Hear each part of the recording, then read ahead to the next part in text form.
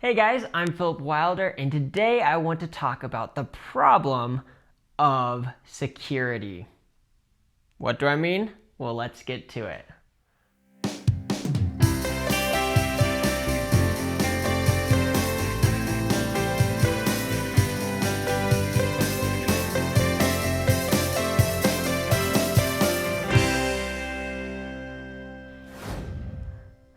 So today we're going to be looking at Amos chapter 6, verses 1 through 3. And before I read this, actually, let me give us a bit of background. So this is happening in the time after Assyria had just conquered a whole bunch of territory, but they had just collapsed a little bit, and so they're in a bit of a demise. And during this time, Israel and Judah had expanded and had been enjoying a great season of prosperity, a lot of wealth. Israel possibly even took over some extra land during this time. So Israel's thinking at this time, God is blessing us because we are following him. But Amos speaks to Israel and makes it very clear that this is not the case, and that this blessing is not coming from God, and in fact that these people are using this blessing, this prosperity, for ill gain. And so let's look at it. Amos chapter 6 verses 1 through 3. It says, "Woe to those who are at ease in Zion, and to those who feel secure on the mountain of Samaria, the notable men of the first of the nations, to whom the house of Israel comes. Pass over to Calneh and see, and from there go to Hamath the Great. Then go down to Gath of the Philistines. Are you better than these kingdoms? Or is their territory greater than your territory? O you who put far away the day of disaster and bring near the seat of violence."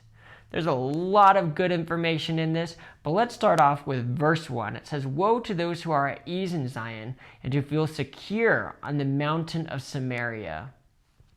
Nowadays, us here in the U.S., we are seeing a great season of ease and security.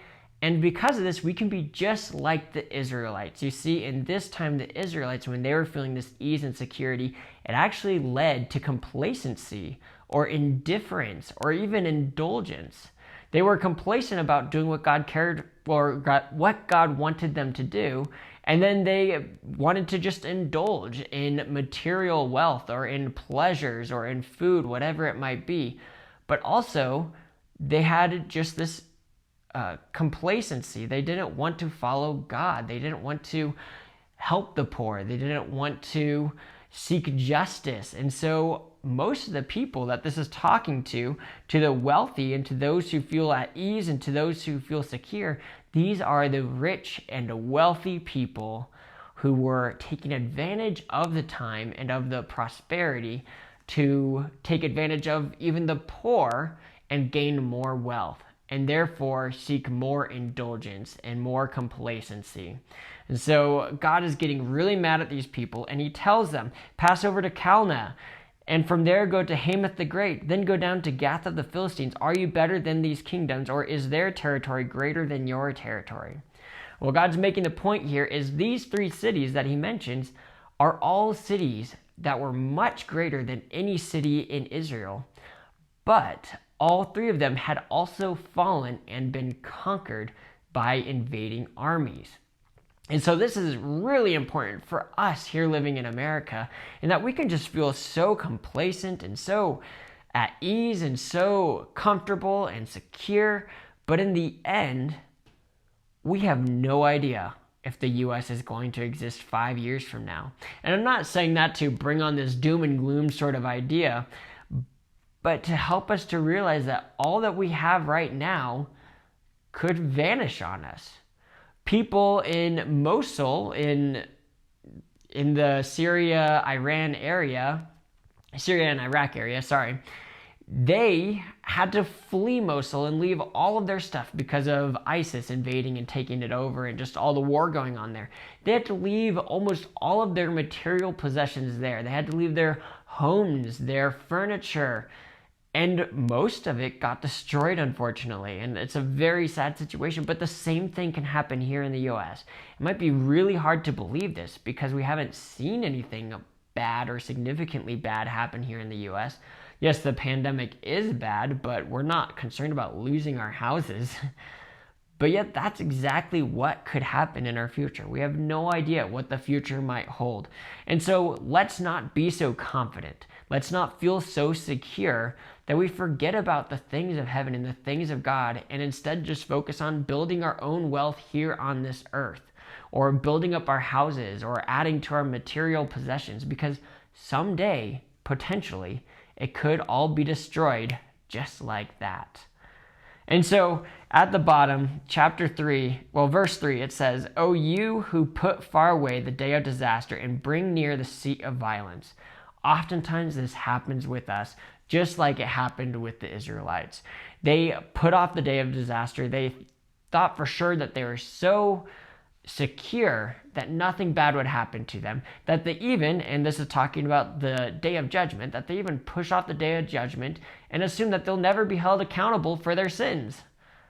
Well, we as Americans do the same thing. We forget that this world is temporary because we feel so secure. And we forget that all of this could be swept away and completely forgotten, or all of our material wealth could be completely destroyed. Hopefully this doesn't happen, but we need to remember that this could happen. And if this happens, then where should we be putting our time towards? If all of this could vanish on us, what should we be doing with our time? Well, Matthew chapter 6 says, "But instead store up for yourselves treasures in heaven, where moth and rust cannot be destroyed and where thieves cannot break in and steal." These Israelites, they were putting away the day of disaster and bringing near the seat of violence. They were actually rebelling from God because they were so focused on pleasure. They were so focused on indulgence and complacency that they didn't want to follow God, and instead started bringing about great evil by using and abusing the poor to gain more wealth. Well, we as Americans, we could very easily fall into the same temptation. So let's fight this temptation. Let's not feel secure because of our material wealth. Instead, let's feel secure because of who our God is. And out of that, let's work and serve God faithfully and diligently and just with joy, knowing that God is the one who will reward us, and God is the only one who can bring us true joy, true peace, and true love and meaning in life. Following God is just great on a number of levels, but of course we should follow God simply because of who he is. And now if you might be thinking God is so big and mean that he's going to destroy these people, well, yes, God did destroy these people in a sense, but what he ended up doing was he exiled them from this land. And do you know who the Assyrians came and exiled? The rich. So God is just. He punished the rich and let the poor remain so that they could then cultivate the ground again, and so that they could rightfully live their lives and not be oppressed by these rich people. So God is just. God is good. Let's serve him and follow him and be secure in who he is, not in our material wealth, because it could all be destroyed overnight. Thank you so much for watching. I hope this encouraged you. Have a great day.